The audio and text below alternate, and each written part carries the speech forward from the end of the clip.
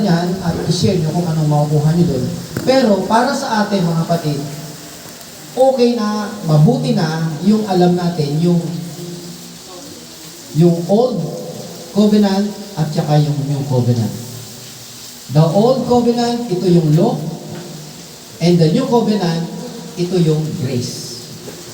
So, ang Diyos, ang dinig sa covenant, kaya nga covenant, testament eh. Hindi ibig sabihin na pagbukas mo dito, nabuklat mo yung nakasulat dyan, bagong covenant o New Testament, nasa New Testament ka na, New Testament. Hindi po. Naroon ka lang sa umpisa ng kapanganakan ng ating Panginoon Kristo. Pero wala ka pa sa covenant. New Covenant. Covenant nga, agreement yan eh. So, hindi yung kapanganakan ng Panginoon, agreement yun. Hindi po yun. Amen po? Hindi po doon nagsisimula sa kung saan yung New Testament dito. Ano ba yung New Testament dito? Di ba ang New Testament dito nagsisimula doon sa yung last chapter ng Malakay. Ang the next na book doon is the book of Matthew.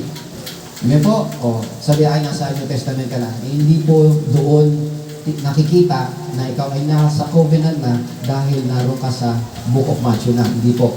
Ito ang dito natin malalaman kung ano talaga ang dinidil ng Panginoon. Ang dinidil ng Panginoon, law, are you under the law? And grace. So, these two. Amen po? Maliwanag po mga kapatid. So, Galatians, pag-recall lang natin to ha, ito na-recall na talakay na po natin to last Sunday. Galatians chapter 4, sabi dito, But when the fullness of the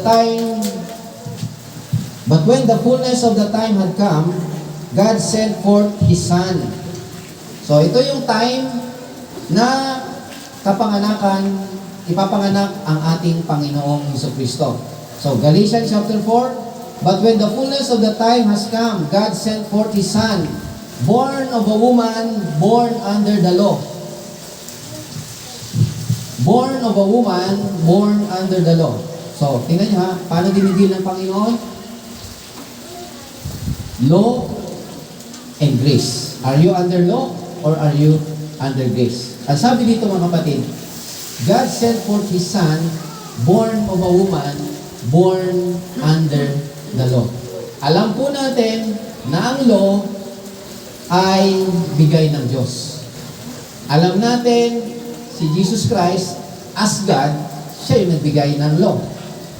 So, He is not under the law. He is above the law. Amen? He is above the law, but take note, He is born of a woman, born under the law. That means, lahat ng ginagawa ng Panginoon, mga kapatid, is because He is born under the law. Maliwanag po? But, we know He is above the law. Katulad nito, mga kapatid, merong batas si Moses sa aklat ng Leviticus na sinasabi ng batas, huwag kang hahawak sa taong may leprosy. Kapag humawak ka sa taong may leprosy o sakit na lepers, ikaw ay ituturing ng madumi. Ihiwalay ka sa madla. Ituturing kang madumi. Pero, ang ating Panginoong Jesucristo, mga kapatid, ay hinawakan niya yung lepers. Hinawakan niya. Amen? At, hindi po siya naging madumi. Ang nangyari doon sa lepers, yung lepers na dapat na mahawa niya yung humawak sa kanya, si Jesus Christ, nung hinawakan siya, yung lepers gumaling. Ang ibig sabihin, tinanggap niya yung kagalingan ng ating Panginoong Jesucristo. Lahat ng buhay, lahat ng lakas, ng kalinisan ng Panginoon ay tinanggap nung may sakit na leprosy, kaya siya gumaling. Amen po?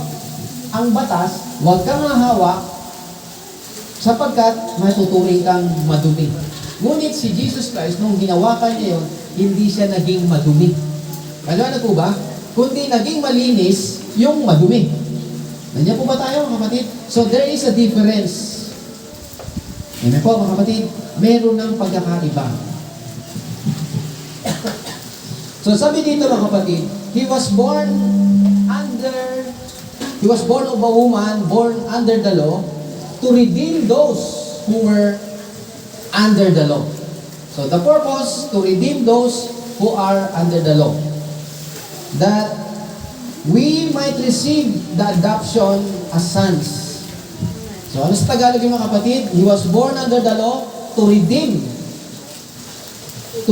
tubusin lahat ng mga nasa ilalim ng kautusan. Pag sinabing nasa ilalim ng kautusan, lahat ng tao ay nasa ilalim ng kautusan kasi binigay ng Diyos yan. Di po ba, mga kapatid? Kapag hindi mo nasusunod ang kautusan, ikaw ay nasa ilalim ng kautusan, ikaw ay nasa ilalim ng sumpa. Amen?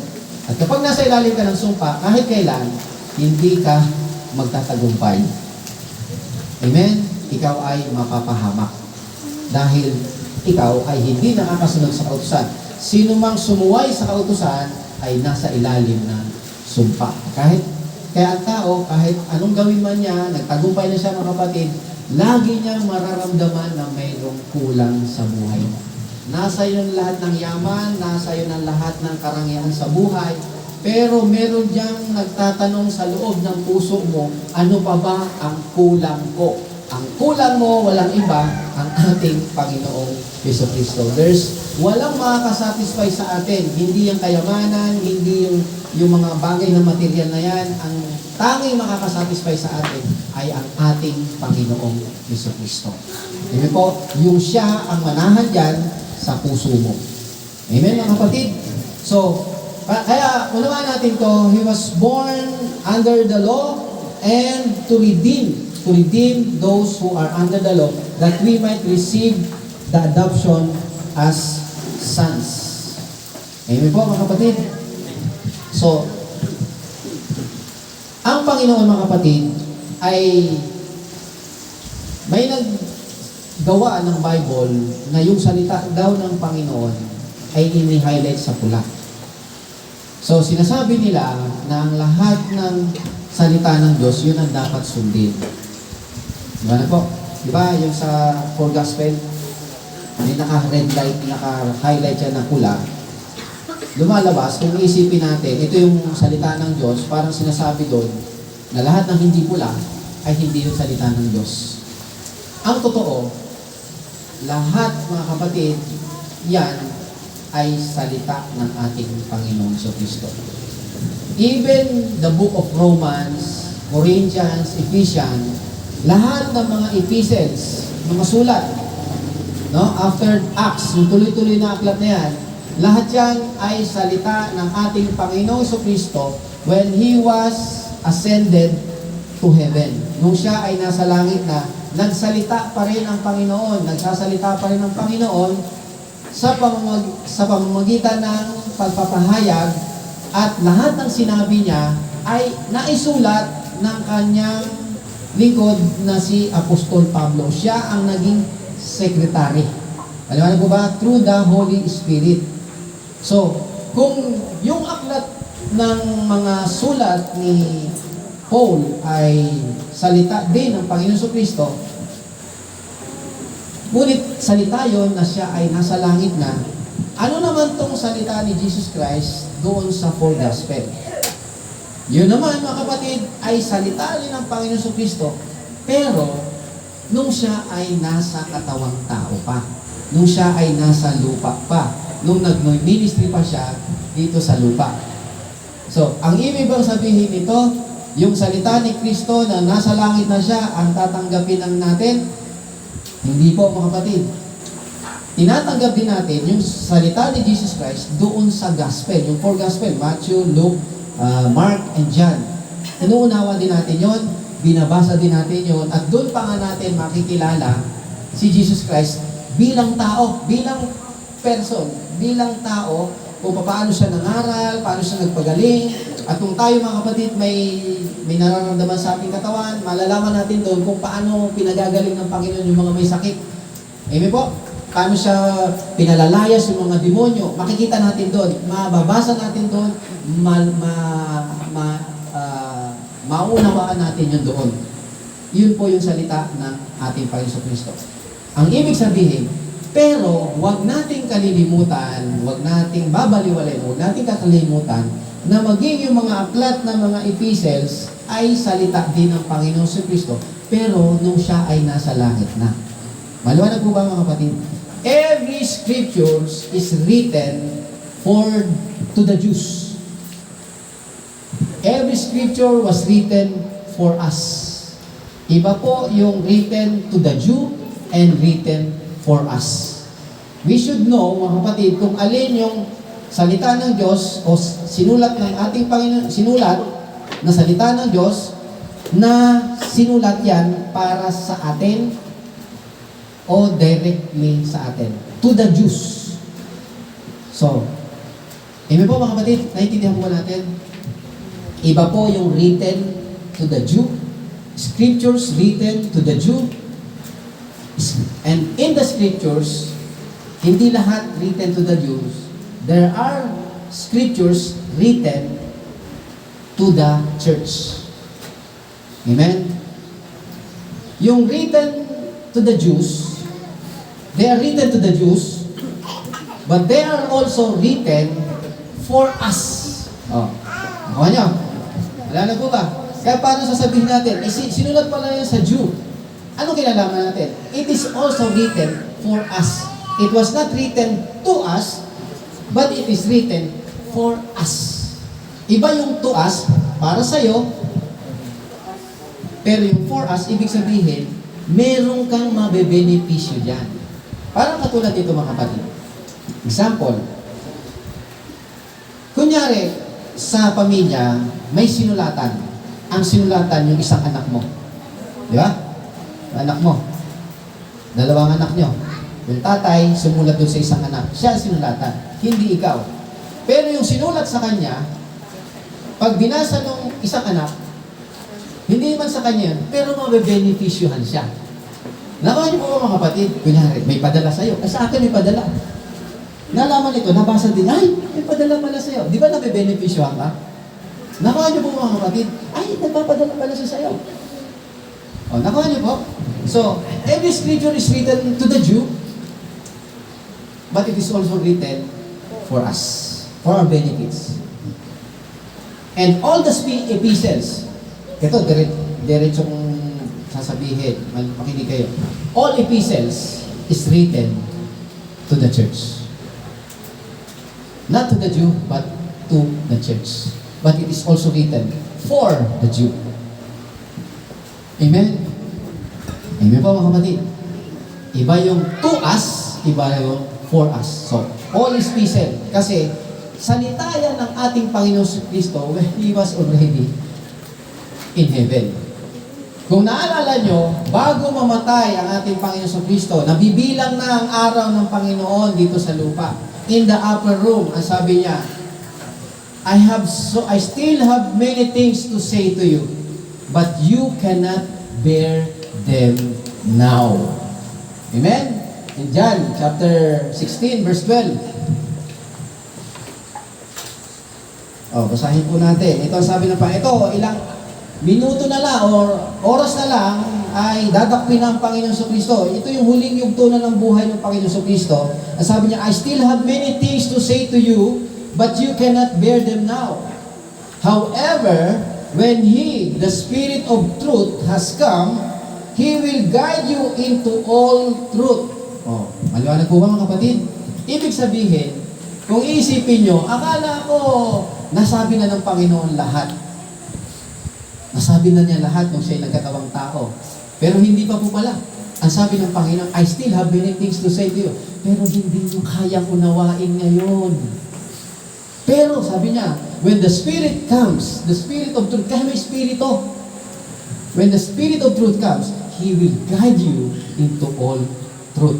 So sa madalit sabi, tinuturo dito kung paano natin i-handle yung salita ng Diyos sa mga gospel. Paano mo i-handle yun? Ibig sabihin, yung salita ng Panginoong Kristo, nung siya ay nasa lupa pa, yun, they are not eating meat. They are drinking milk. Amen? Paano mo i-handle yung salita ng Panginoon Jesucristo nung siya ay nasa lupa? They are drinking milk. Milk po yung iniinom nila, lumalakas po sila ron, but they are not eating meat. Yung meat na yon, yung panahon na ngayon. Pagdating ng Espiritu Santo, you will eat meat. He will guide you into all truth. Alam na po ba mga kapatid? Kaya kung may magsasabi na, hindi, kailangan sundin natin lahat ng sinabi ng Panginoon sa Gospel.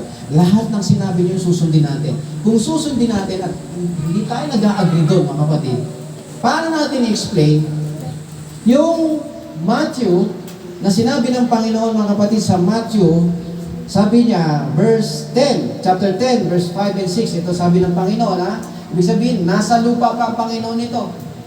Ano sabi niya? These 12, Jesus sent out and commanded them, saying, do not go into the way of the Gentiles, and do not enter the city of the Samaritan. So ano tong lugar na to na sinasabi ng Panginoon? Huwag kayong pumasok sa Gentiles, huwag kayong pumasok sa city of Samaritan. Ito yung lugar ng mga non-Jew. Amen? Ibig sabihin niya, huwag kayong mangaral. Huwag kayong magpahayag doon sa mga non-Jew. But sabi niya, but go rather to the lost sheep of the house of Israel. Go rather to the lost sheep of Israel. Ibig sabihin, ang hanapin nyo, yung nawawalang tupa ng Israel. Yung Gentile, huwag kayong mangaral dyan. Huwag kayong pumasok sa lugar nila. So parang pinagbabawalan sila, huwag kayong mangaral sa mga Gentile, sa mga non-Jew. Huwag nyong pangaralan yan. Amen po ba? O, paano natin i-explain to? Ito sinabi ng Panginoon. Later on, alam natin, nagsabi ang Panginoon sa inyo, go therefore in all nations, make them my disciple. Teach them all that I have commanded you. Tama po ba mga kapatid? Later yon, sinabi din niya. Yes, tama yon. Pero paano mo nga i-explain yung itong chapter 10 na huwag kayong pupunta sa mga non-Jew. Huwag kayong mangaral doon sa mga non-Jew. Hanapin niyo yung lost sheep of Israel. Amen po mga kapatid. Naisip po ba natin? So you must interpret it at that time. In the light of at that time. Doon sa time na yon. So kung i-interpret mo siya, doon sa time na yon mga kapatid, ang interpretation in the light of His first coming. Ano ba yung purpose niya sa first coming? Di ba to the Jew? Maliwanag po ba mga kapatid? Kaya nga to the Jew eh. So, yung pagdating ng Panginoong Jesucristo, yung first coming ng Panginoon is to save the Jews. Para tuparin niya yung pangako niya doon sa lahi ni Abraham sapagkat itong lahi na to ang pinangakuan. Yung mga anak ni Abraham, sila yung mga tao na pinangakuan ng Diyos nung panahon pa ni Abraham. Dito niya ngayon gagawin sa first coming niya sa mga Hudyo para pagpalain ng buong mundo. Nakuha niyo po ba mga kapatid? Ito, sabi niya, I will bless you. Sabi niya, all nations will be blessed because of you. So yun, ang tuto pa rin ng Panginoon. Maliwanag po ba? Kung alam lang sana nila mga kapatid, kung ano ang nasa isip ng Diyos, kung ano ang sadya ng Panginoon, bakit naparito ang Panginoon mga kapatid, buuhin yung kingdom of God. Tama po? Kung sana alam lang nila at tinanggap nila ang Panginoong Jesucristo, hindi nila nireject ang Panginoon. Lahat sana sila mga kapatid, sila ang magiging evangelist sa buong mundo. Sila ang magpo-proclaim about the good news about our Lord Jesus Christ. Maliwanag po ba mga kapatid? So, ang nangyari, hindi po ito nireject po nila ang Panginoon. Ang sabi doon mga kapatid, He came to His own and His own received Him not. Kaya ang nangyari, nahiwalay. Na-separate mga kapatid, yung alin? Na-separate yung Hudyo. Sapagkat ang Panginoon, sabi niya, as many, wala na sa Hudyo. As many as received Him, then He gave the power to become children of God. Yes, nahiwalay ang Hudyo, pero makinig tayo, when the rapture comes, mga kapatid, when the rapture comes, kasi napunta na siya sa Hudyo. Yung panahon na natin ngayon, di ba? When the rapture comes, lahat ng programa ng Panginoon, ibabalik niya uli sa mga Hudyo. Ibabalik niya yung nabinbin, na delay, na plano niya, kasi nireject siya. Ngayon, when the rapture comes, na lahat tayo kukunin ng Panginoon, mga kapatid, ibabalik niya ibabalik niya na ang mga programa na yon doon sa mga Hudyo. There will be millennium years. Yun yung millennium years. Para po sa kanila yon. Manahan po ba? Yung millennium years, hindi yung para sa church. Ang para sa church, yung rapture. Alam na po? At ang rapture, mga kapatid, hindi ang first coming ng Panginoon to the Jew. Babalik ang Panginoon ay pagdating ng rapture, tayo pong lahat ay kukunin ng Diyos at tayo po, mga kapatid, ay manunood na lang po dito sa baba. Nasa taas po tayo. For 7 years. Ano po ba ito? Bakit 7 years tayo nandun? Ito po ay picture ng marriage. Picture ito ng Jewish marriage na 7 days yung bride, makakasama po niya yung bridegroom. 7 days at there will be a feast. Kaya nang tawag dun, marriage supper of the Lamb. Marriage feast po yun. Magsasaya po yun ng 7 days po sa langit, pero sa lupa, 7 years. Amen po. Kaya kung tingnan nyo dito sa rapture, mga kapatid, merong naniniwala pre-trib, mid-trib, post-trib. Okay nyo po, ang tama po dyan is pre-trib. Bago mag-tribulation. Yung mid-trib sa kalagitnaan. Kasi yung 7 years, may kalagitnaan yon. 7 years yan, tama? 3.5 years peace. Yung another 3.5 years, andun na po yung tataka ng 666. Doon na magpapakilala yung Antichrist. Mid, 3 years is not long. Nakuha niyo po? So, after the rapture, right after the rapture, when the rapture comes, 7 years is not long time. Napakabilis. Napakaiksilan yan, mga kapatid. Amen po? So, 3.5 years, yung mid daw, doon daw dadating si Kristo. Yung rapture, hindi po. Or post, hindi rin pwede. Kasi, doon nga sa alapaap yan mag-aantay ang Panginoon. Babaguhin niya muna yung mga naunang natulog kay Kristo, saka tayo mga buhay pa, He will transform us to a glorious body. Itong katawan na to na nabubulok, papaltag to, hindi ka mamamatay. Buhay ka pa, datnan ka ng Panginoon, babaguhin itong katawan na to. Katawang hindi nabubulok. Katulad ng katawan ng Panginoong Jesucristo kung paano siya nabuhay na magmuli, kaya nga niya pinapakita. You can touch, you can handle, amen? Pero powerful yung katawan na yun. Kasi bigla siyang mawawala. At an instant, biglang mawawala. At an instant, bigla siyang lumilitaw.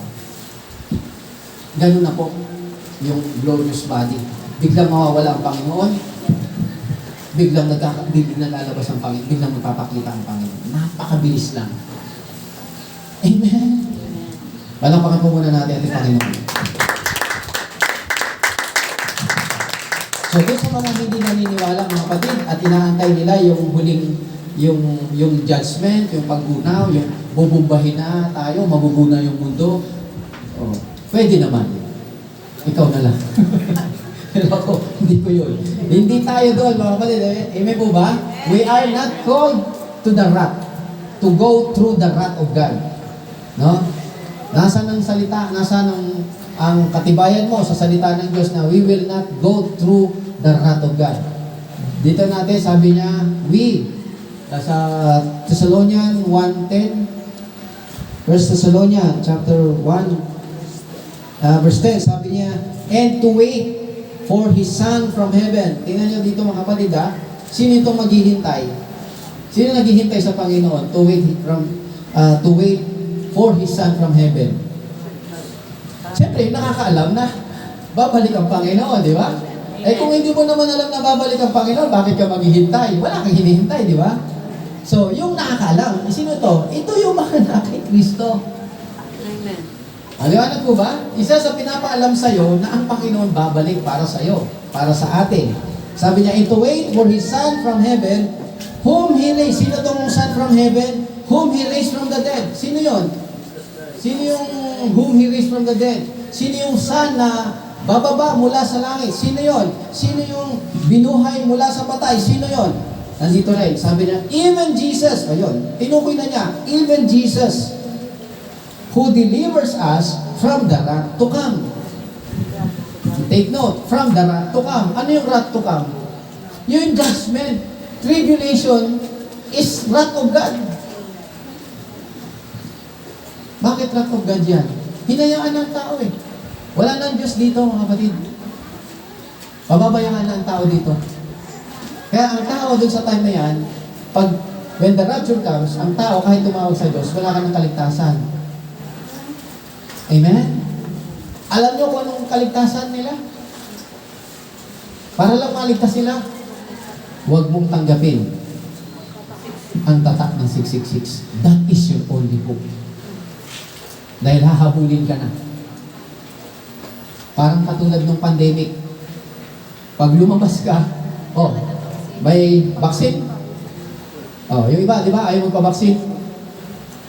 Wala po. Huli ka, halika. Vaksinan ka. Balik ka sa bahay mo. Ano lang yun? Parang senaryo lang yun, mga kapatid. Amen. Nangyari na. Sinasampulan na po ang mundo, mga kapatid eh. Pero ang tao nga, mga kapatid, matigas eh. Ano po ba, mga kapatid? Amen. Hindi sa tao yan. Yung espiritong gumagala. Principalities, powers, deception, spirit of deception. Kaya sabi ng Panginoon, sabi niya, this book of the law shall not depart from your mouth, but you shall meditate in it day and night. Sipin mo, mga kapatid, bakit day and night? Sapagkat may kalaban, may kaaway. You must focus, you must be occupied by His Word. Do not be occupied by the world.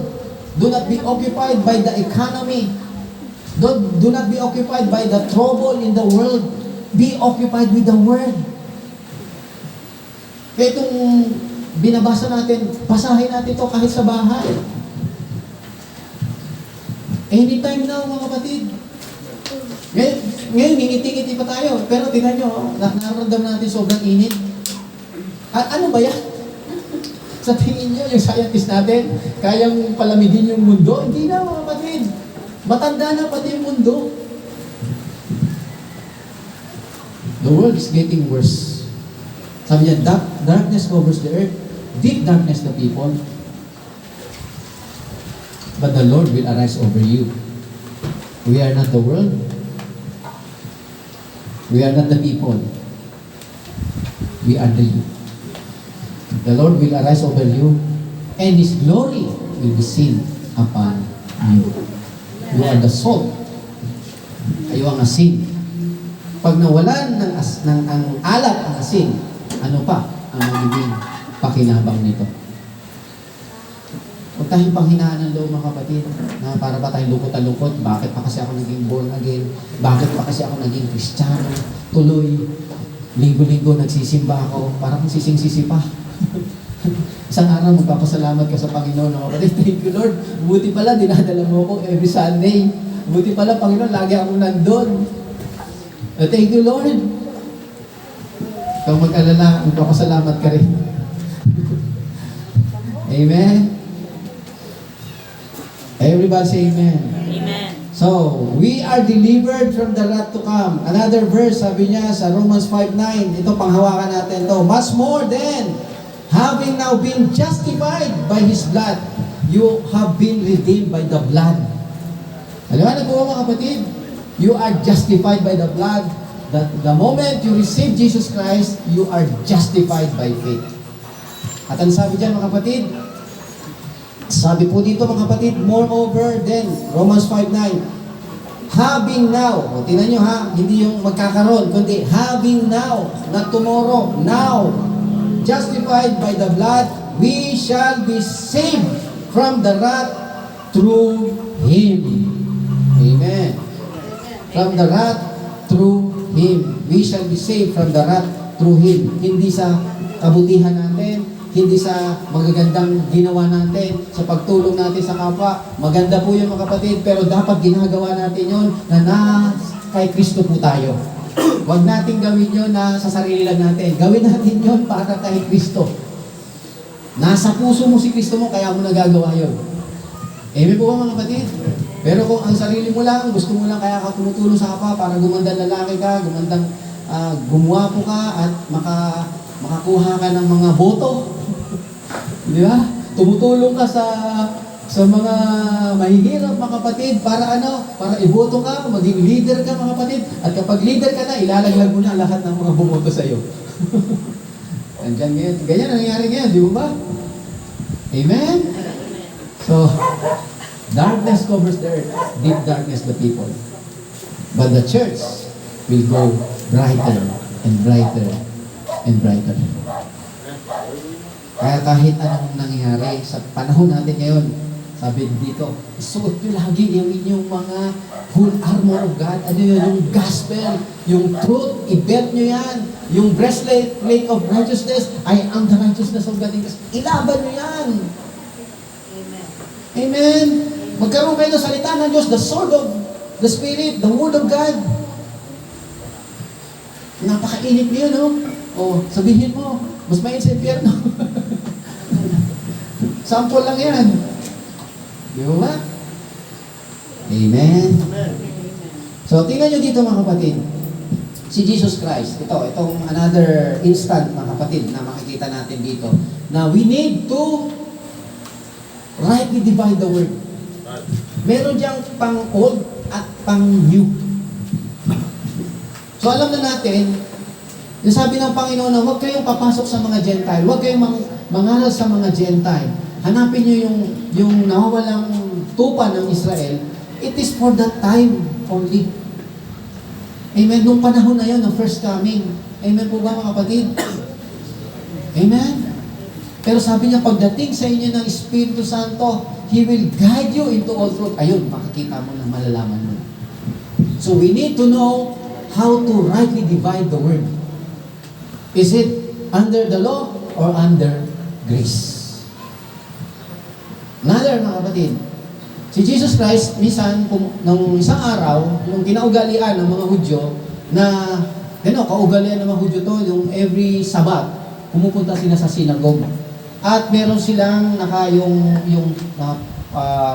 yung Torah, no? Half Torah tawag. Half Torah, ito yung parashat na portion ng Torah na naka-schedule, nakatakda yan sa araw na ito, yan ang babasahin mo. So, si Jesus Christ, pumunta siya sa kanyang bayan, sa Nazareth. No, bayan niya yun. Pinanganak siya sa Bethlehem, pero lumaki siya sa Nazareth. So, isang araw, pumunta siya sa Nazareth, at pumasok siya sa synagogue. Kung sino gustong bumasa doon, ibibigay nila yung parashat. Sabihin niyo kung ano yung babasahin. So, binasa niya, ibinigay sa kanya itong yung aklat na yon, at ito ang binasa niya doon mga kapatid, si Jesus Christ, nagbasa siya. At ito ang nabasa niya sa Luke chapter 4:18, sabi niya, binasa niya ito si Jesus Christ nagbabasa nito. The Spirit of the Lord is upon me, because He has anointed me to preach the gospel to the poor.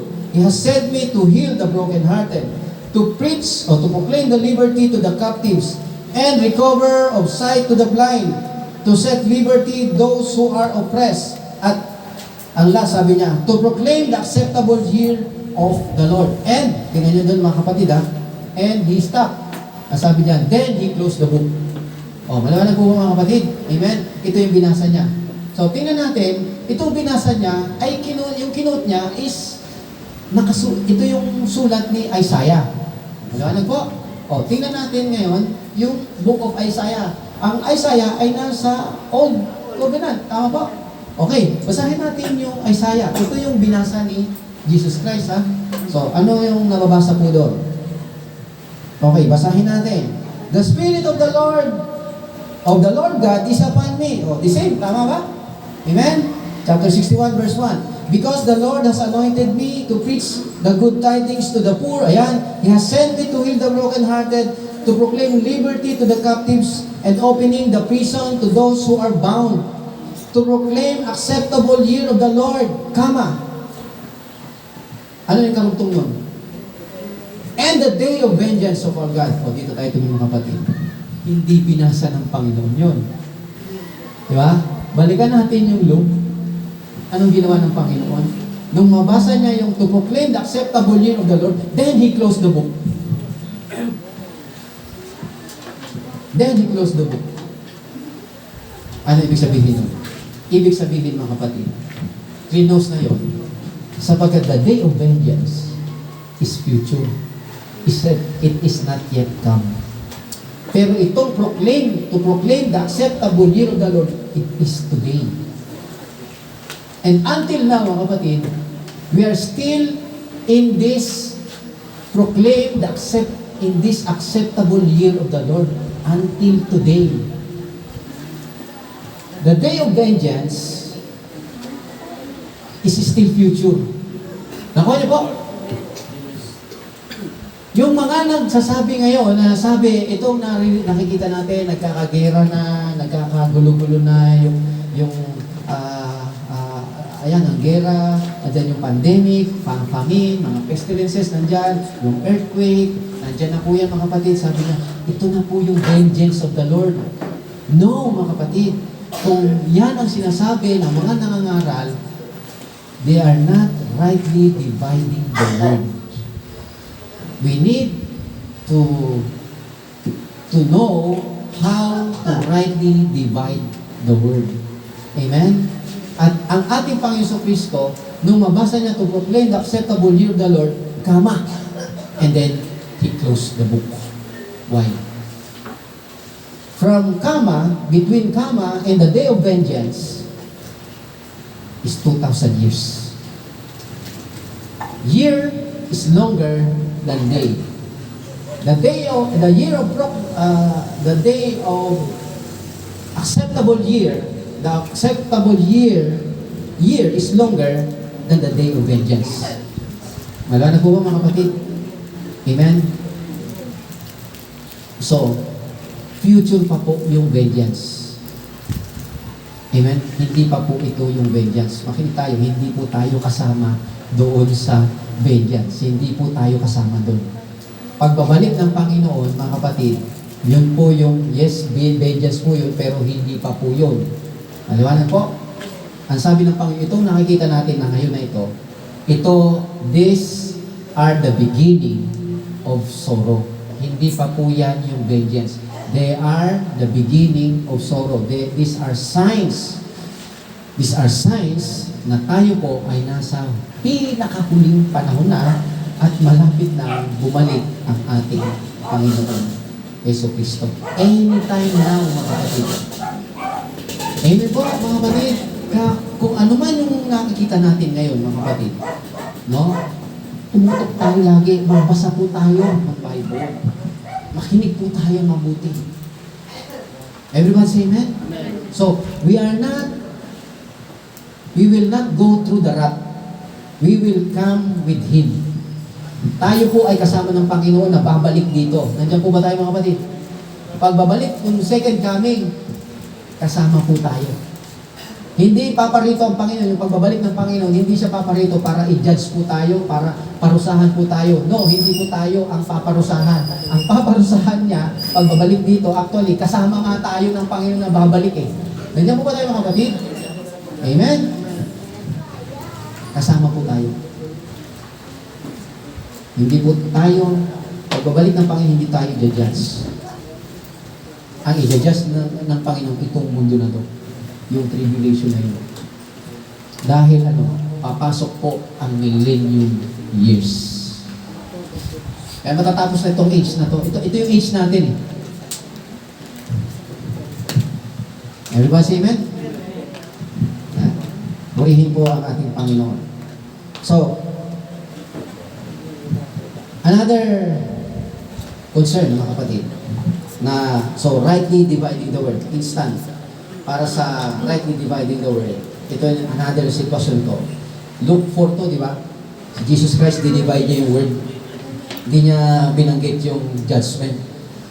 Yung iba, mga kapatid, na may mga nagpipredict na ba, naririnig kayo, di ba? Pipredict ko ganito, nagpipredict. Hindi pa rin yung judgment, mga kapatid. Yung iba, tingnan nyo, anong klaseng espiritu yung mga ganon, na pag nag-predict siya, gusto niya yung predict niya mangyari. Halimbawa, predict niya, ito, bugo, yung ganyan-ganyan. Tapos nangyari, oh, praise the Lord. Di ba? Nandiyan po ba tayo mga kapatid? Anong klaseng espiritu yun? Diba, magpipredict ka ng negative, tapos nung nangyari, tuwa-tuwa ka. Nandiyan po ba tayo mga kapatid? It's not the day of vengeance. It's still the acceptable year of the Lord. Everyone say amen? So, hold on. Kung ano man laban na meron tayo ngayon sa harapan natin, be strong in the Lord and in the power of His might. Put on the whole armor of God. Alam na po ba? Panghawakan natin. Andyan lang yung Bible eh. Andyan lang mga kapatid. Buksan po natin yan. Everybody say amen? So, chapter 9 verse 54. Ito yung nangyari dito. And when His disciples, James and John, ayan, and saw this, si Jesus Christ, mga kapatid, there was a time na si Jesus Christ papasok ng Samaria. Okay? Andiyan po ba tayo mga kapatid? Papasok ang Panginoon sa Samaria dahil ang purpose ng Panginoon, pupunta na siya sa Jerusalem, dadaan na siya ng Samaria. So ang focus niya, malapit na siyang dakpin, malapit na siyang hulihin, at alam niya yung kanyang buhay, siya yung dadakpin para patayin. Tama po ba? Ialay niya yung kanyang sarili. Amen? So dumaan siya sa Samaria, pero ang focus niya, minsan ganun tayo mga kapatid. Ako minsan sa anak ko, linggo, pag ako linggo, nakapokus ako dito eh. Dito ako nakapokus eh. Yung anak ko, kukulitin ako, daddy. Naano ako eh, nadi-distract ako mga kapatid eh. Nandiyan mo ba tayo mga kapatid? So si Jesus Christ, pupunta ng Jerusalem, city. Andun yung center of worship. Amen? Dumaan siya ng Samaria muna. O, tingnan natin kung ano nangyari nung daan siya ng Samaria. Nakita ni James and John, sino si John? The beloved. Di ba? And when 9:54 ng Luke, chapter 9 verse 54 to 56, James and John saw this. They said, anong nakita nila? Ano yung nakita nila? Nakita nila na si Jesus Christ tinataboy, hindi tinatanggap sa Samaria. Nandiyan po ba tayo mga kapatid? Ayaw tanggapin. Bakit? Sapagkat nakita nila ang Panginoon, ang isip ng Panginoon is yung Jerusalem. Sa mga Samaria kasi mga kapatid, hindi nila tinatanggap na ang center of worship is yung Jerusalem. Ang nasa kanila, ang gusto nila, ang center of worship ay yung mountain po nila, Gerizim. Mount Gerizim, nandun ang center of worship. Yun ang gusto nila. Kaya kung hindi yun ang gusto mo na mag-worship ka, kung hindi ka doon ang pupuntahan mo, ay lumabas ka ng Samaria. Umalis sila, di ba? Amen? So nakita yun nila James and John. Nakuha nyo? So anong ginawa ni James and John? Ayan, nasabi dito, Lord, ayan, do you want us to command fire to come down from heaven and consume them just as Elijah did? Tingnan siya. Ayan dito. Nakita kasi nila eh. Nire-reject sila. Bakit ginagawa niya sa Panginoon namin? Nagpaalam. Lord, gusto mo magpababa ako ng apoy mula sa langit para i-consume sila katulad ng ginawa ni Elijah? Amen? Okay. Ano sa sagot ng Panginoon? But he turned and rebuked them and said, you do not know what manner of spirit you are of. You do not know what manner of spirit you are of. Dito tayo mga kapatid. Sabi niya, hindi niyo alam kung ano espiritu meron kayo. Nagalit po ba ang Panginoon sa ginawa nila? Hindi. Diba? Ano sabi ng Panginoon dito? For the Son of Man did not come to destroy men's lives, but to save them. And they went to another village. O, dito tayo tumingin kapatid. Naalala nyo, yung kwento nito, bakit sinabi ng mga alagad na, Lord, gusto mo magpababa ako? Meron po ba silang sinusundan, mga kapatid? Na nagpababa si Elijah ng apoy para i-consume yung tao? Nangyari po yun, yung time na yun, 10 years after, nung si Elijah ay nagpababa din ng apoy nung panahon ni Ahab. No? Dito. Yan. O, kita nito. Abo. Diba? Eto si Elijah, nagpababa ng apoy ang Panginoon. Si Elijah. Natatandaan niyo ito mga kapatid? On Mount Carmel, nangyari po ito, no? Na si Elijah nagpababa ng apoy. Anong dahilan yun? Bakit siya nagpababa ng apoy? Sapagkat yung mga tao, nung panahon ni Ahab, lahat ng yung bansang Israel ay sumamba na sa Diyos-Diyosan ni Jezebel. Sapagkat si Ahab ay nag-asawa ng si Jezebel. Yung, witch. Ha? Nakuha niyo po ba mga kapatid? Si Jezebel. Kaya ko sinabing witch mga kapatid kasi sumasamba yan sa Diyos-Diyosan. May daladalang Diyos-Diyosan po yan si Jezebel. Tawag nito, prophetess po yan eh. Nakuha niyo po? Oh. So dahil sa napangasawa ni Ahab, hari po siya ng Israel, napangasawa niya si Jezebel. Alam ko, Moab yan, taga Moab yan. So, Gentile sila. Dinala niya ni Jezebel yung Diyos-Diyosan doon sa Israel. Kaya lahat ng Israelita, sumamba na sa Diyos ni Jezebel. Hindi na doon sa Diyos na naglabas sa kanila sa Egypt, nagligtas sa kanila, nagpakain sa kanila, nagsupply sa kanila, doon sa ilang, at nagbigay ng lupang Kanaan. Hindi na yun yung Diyos na sinusamba nila. Ang sinasamba nila ay yung Diyos ni Jezebel. Amen? Kaya, hinamon ni Elijah yung propeta ni Jezebel na magpababa ng apoy. Ang sabi niya mga kapatid, ang sino mo magpababa ng apoy, ay yun ang totoong Diyos.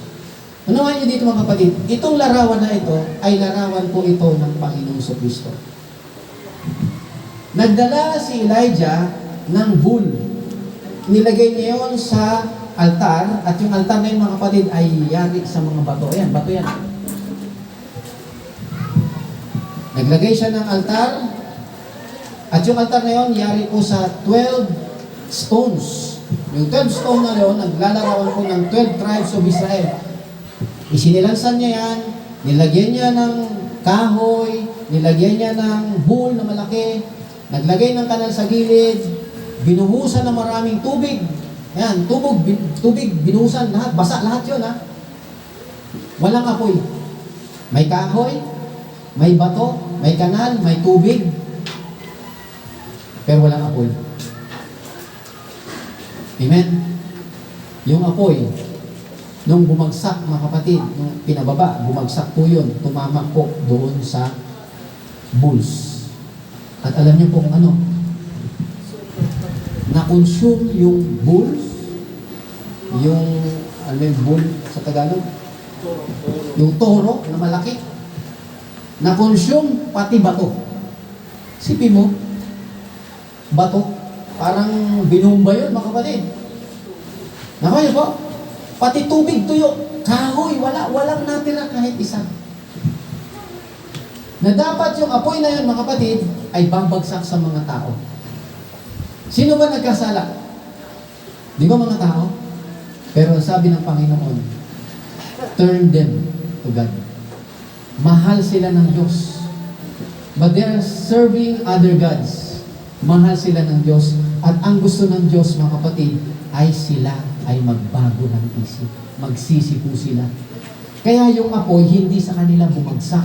Bumagsak po doon sa bulls, doon sa handog, na kung saan yun ay larawan po ng ating Panginoong Yesu Kristo. na yung ating Panginoong Kristo, inialay niya ang kanyang buhay sa krus, mga kapatid. Amen?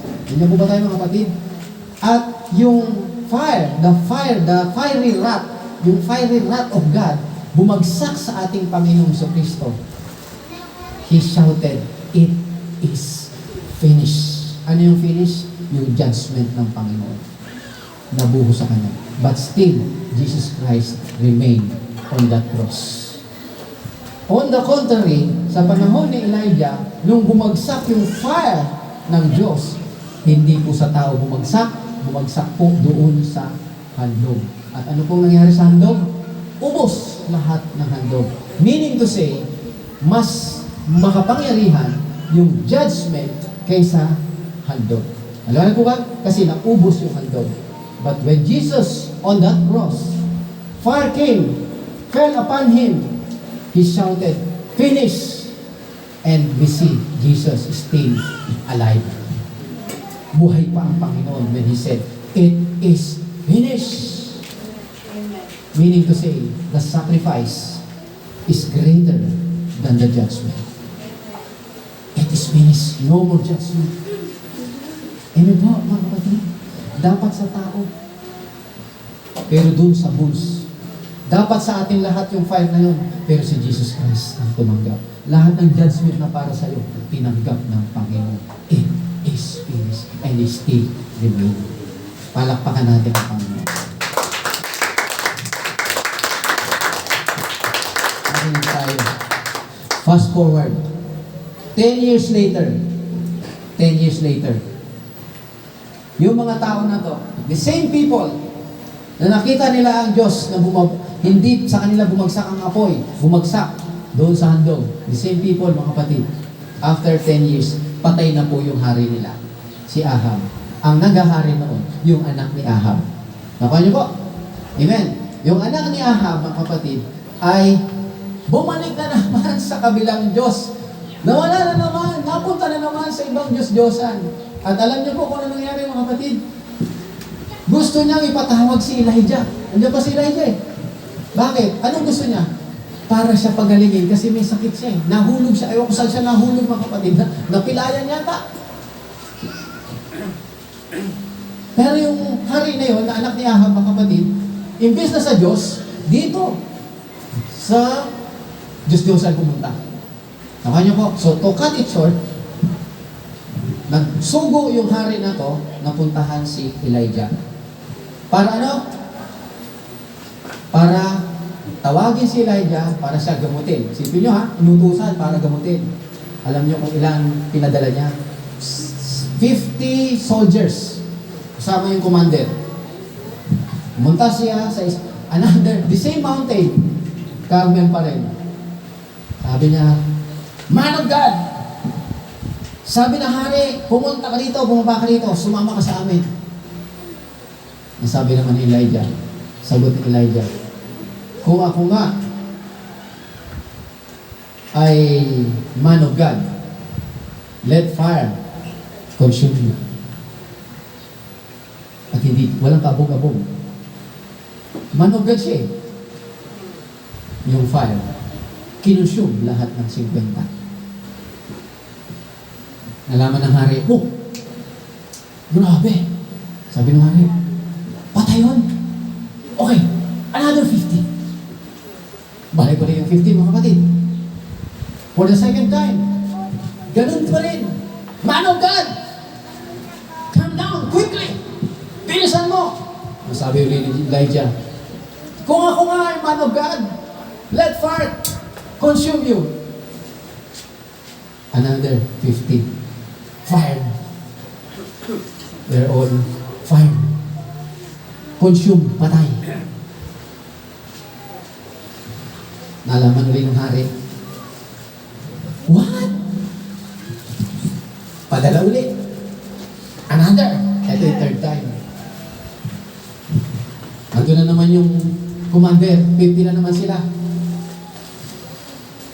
Pag harap niyang ganon, iba na sinabi, mga kapatid. Ang sabi niya, "Man of God, maawa ka. Huwag maawa ka po. Huwag mo po akong patayin. Mahawa ka, spare my life. Baka pwede. Nakiusap na mga kapatid. Nandiyan mo ba tayo? Nakinig ba? Si Elijah? Yes. Anong lesson?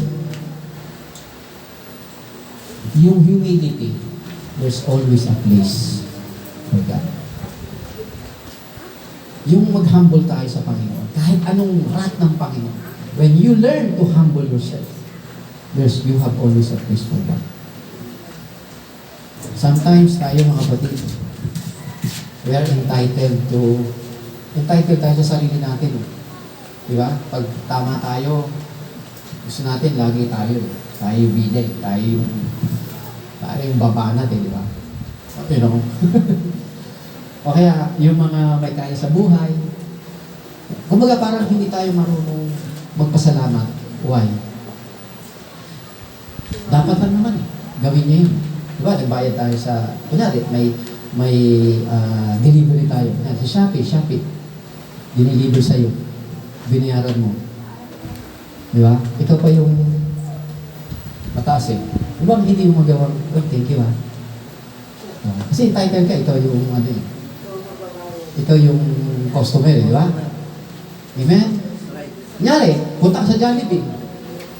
Yung servant, natin sa'yo yung hindi ka malang marunong pasalamat. Bakit? Walang courtesy, di ba? Kasi, trabaho niya yan yung entitled tayo sa gano'n. Di ba? Amen? Amen po, mga kapatid. There's no yung courtesy. Alam na po ba? Kasi, may katulong ka sa bahay. Utos ka ng utos. Uy, laban mo to. O to, ugasan mo. Ito. Sinasahuran ka. Tamad-tamad. Ganun. Hindi natin magawang mapasalamatan yung kahit na binayaran natin siya. Magpasalamat pa rin tayo. Kanya mo ba tayo mga kapatid? Amen? Kahit na assistant mo siya, magpasalamat ka pa rin sa kanya. Bakit? Isang araw, pag nawala yung assistant mo, malalaman mo kung gaano siya kabalaga sa'yo. Marirealize mo, buti pala nung assistant ko. Papasalamat ka. Dapat pasalamatan natin sila. Kasi kailangan mo sila.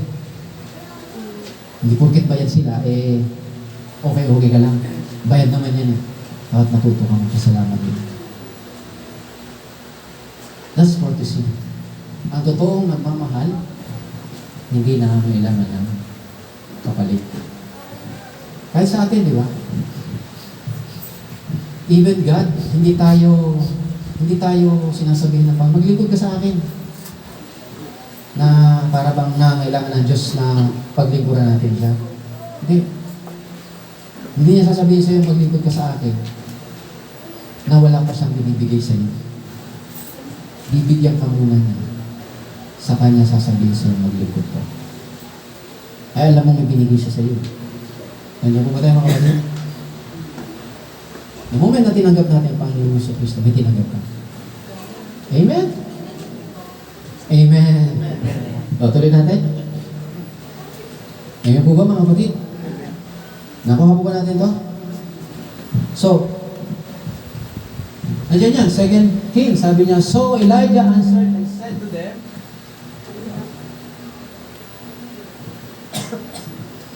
let fire come down from heaven and consume you and your 50 men. And the fire of God came down from heaven and consumed him and his 50. O, tingnan nyo. Dito tayo tuloy ng kapatid. Dalawang picture po ito. Yung isa, 10 years, di ba? 10 years later ba yun? Later, di ba? 10 years later, bumaba yung apoy, tumama sa handog. Tama? And 10 years after, pinababa ni Elijah yung apoy, hindi po sa handog tumama. Sa tao. Nakanya po? That is the picture of second coming. Na ang apoy, tatama na sa tao. Nakanya po? Kung totoo, siya ang Diyos, bababa ang apoy sa inyo. Nakanya po ba tayo? Pero 10 years before this, mayroong handog na ang apoy bumaba, hindi tumama sa apoy, the picture of the rapture. Okay na po? That is the picture of the rapture. Ni si Jesus Christ, nung namatay siya sa krus, mga kapatid, hindi tumama ang apoy doon sa mga taong makasalanan. Tumama siya kay Jesus Christ. Larawan ni Elijah sa Mount Carmel. Na-consume lahat yun. Si Jesus Christ, nung bumagsak ang apoy, hindi na-consume. Hindi siya na-consume. Na-consume yung apoy. Yung judgment na-consume. Sabi niya, it is finished. His sacrifice is greater than the judgment. Kaya wala ng judgment. Kaya yung mag-reject dito, this is the picture of grace. Nandiyan po ba tayo? This is the picture of the law. Nakanya po yung law. Pag nagkamali ka, the law is perfect, righteous and holy, but it cannot make you holy. Susundin ko ang kautosan. You cannot. Kaya babagsak sa'yo. Yung nangahawakan sa mga mabubuting gawa nila, mabuti pa naman ginagawa ko, wala naman akong nilalaman ng kapwa, nangahawakan ka dyan, you are under the law. Babagsak sa iyo yung apoy. Because you are rejecting grace. Ano yung grace? Siya. Siya ang gagawa ng kaligtasan sa buhay. Siya ang tumanggap ng lahat ng parusa mo. So, rejecting grace, mga kapatid, the sin of rejecting grace is worse than the sin of men. Alam niyo po, minsan, kaya nga sinabi, kung naalala niyo, sabi ng Panginoon, sa Capernaum, sabi niya, basahin niyo po, Matthew, chapter 11, sabi niya, and you, Capernaum, who are exalted to heaven, 11:23 and 24, you, Capernaum, who are exalted to heaven, be brought down to Hades. For if the mighty works is miracle, for if the mighty works done in you had been done in Sodom, it would have remained until this day. Everybody say amen. Alam niyo ba itong Capernaum? Dito sa Capernaum, very sabi niya, sa palagay niyo ba, aakyat kayo sa langit? Kasi dito sa Capernaum, makinig tayo dito mga kapatid, kung gaano kaganda itong Capernaum na ito. Dito sa Capernaum, gumawa ng maraming miracle ang Panginoon. Dito siya nagpagaling, dito siya nangaral, dito siya bumuhay ng patay, mga kapatid. Pero ano sabi ng Panginoon? Kung itong mga mighty works na to ay nakita ng Sodom, they would have remained. They would have remained. It goes to show, mga kapatid, na rejecting this grace is worse than the sin of Sodom. Sabi niya, they would have remained. Kung nakita ng taga-Sodoma itong miracle na to, gusto niya sabihin, kung nakita to ng Sodoma, itong ginagawa ko sa inyo ngayon, they would have remained until this day.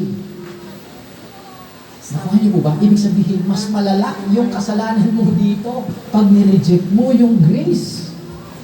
Alam niyo yung grace? Yung dito sa Carmel, sa Carmel na ang Panginoon nagpababa ng si Elijah nagpababa ng apoy, bumagsak po doon sa mismong handog. Hindi bumagsak sa tao. If you reject that grace, dito ka babagsak. Ang apoy babagsak mismo sa iyo. Rejection, the sin of rejection of grace is worse than the rejection of the sin, than the sin of Sodom. Malala na yung kasalanan ng Sodom, di ba? Kaya sila ginunaw, amen? Pero kung nakita nila itong miracle na ito, amen? Ano yung nakita natin miracle ngayon? Yung muling nabuhay ang Panginoon sa Kristo. Naligtas po tayo. Ano po ba tayo mga kapatid? Kaya, importante, maintindihan natin ito. So, rightly divide the word. Amen ba? And last, mga kapatid, itong verse na to, gusto kong ibigay sa atin dito, mga kapatid. Next verse, ito. Una, sa pagbabasa ng Bible, have a hearing heart, humble heart. Tama? You need an hearing heart, humble heart. And then pangalawa, matuto tayo to rightly divide. Rightly divide the word. Ibig sabihin, meron niyang under law or under grace. Kaya sabi ni Elijah, ng Panginoon kay doon sa James and John, you do not know what manner of spirit you are of. Di ba? Ano yun? Espiritu ni Elijah. Ano yung espiritu ni Elijah? Makinig tayo mga kapatid ha. Kung tutusin, sasabihin nila, di ba sa Bible naman yan binasa ko yan nagpababa ng apoy si Elijah di ba? Tama? Yes, tama, nagpababa ng apoy si Elijah. But you are not rightly dividing the word. Amen? Bakit? Yung pagpababa ni Elijah ng apoy na tumama doon sa mga sa mga tao, ay tama lang yun sa panahon ni Elijah. Nandiyan po ba tayo mga kapatid? Tama po yun sa panahon ni Elijah. Tama lang gawin ni Elijah yun. Kasi 10 years na rin nakita. Kayo nakakita ng apoy na bumaba dito pinababa ng Diyos dahil kay Elijah. Sa tingin nyo, babastusin nyo si Elijah? Nandiyan po ba tayo mga kapatid? 10 years lang. Si Elijah nagpababa ng apoy, tumanga doon sa handog. Tapos ngayon, tatawag ka ngayon, "Hoy Elijah, bumaba ka dito." Kung ako nga ay man of God, bumaba sa'yo ang apoy. It is right for him. Right at that time. Tama lang yun sa panahon niya. Ito, sino naman to? Lord, gusto mo, pababarin ako ng apoy.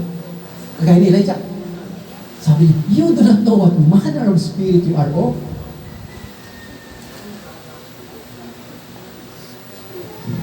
Ang espiritu ni Elijah dito, nung pababa ng apoy, tumama kay Jesus Christ, yung espiritu na yung tao ibinabalik niya sa Diyos. Nandiyan po ba tayo mga kapatid? Ibalik sa Diyos. Doon sa Carmel, nagpababa siya, tumama doon sa handog. Ibinabalik niya ang tao sa Diyos. Kaya sabi niya, kung sino magpababa ng apoy, makapagpababa ng apoy mula sa langit. Direkta dito sa handog na to nandun ang totoong Diyos. Ilang oras nagpababa ng apoy yung mga propeta ni Jezebel, ni Baal. Wala, mga kapatid. Naglaslas na ng kung anong nilalaslas nila, mga kapatid. Wala pa rin. Ngayon, si Elijah na. Saglit lang. At alam nyo, hindi lang po bulls ang kinonsume, pati bato. Isipin mo, 12. Walang natira. Tingnan nyo kung gaano kalakas yung judgment na yun. Nung bumaba yung bomba sa Hiroshima, may natira bang building? Wala. Ganon yung judgment. Amen po.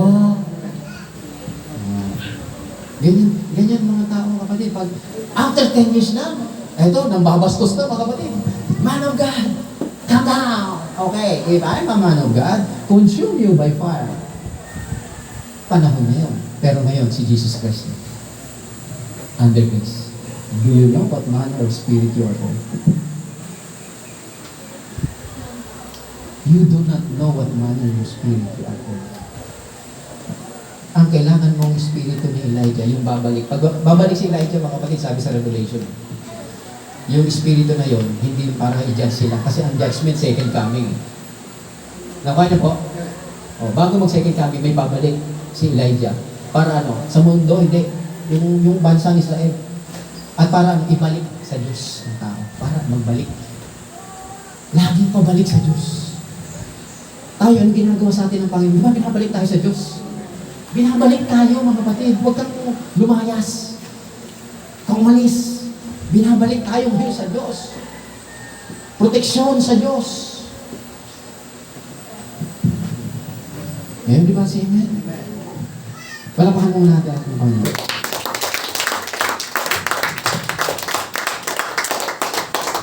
Purihin po ang ating Panginoon. So, anong ginawa? Ano lang ginawa ng Panginoon? Hindi nagalit ng Panginoon, tama po ba? Pero alam niyo yung worst doon? Alam niyo yung worst na ginawa niya ng Panginoon Kristo? Hindi siya nagalit. Walang napugnaw na tao. Maliwanag po ba? Ang sabi doon mga kapatid, ano yan sabi?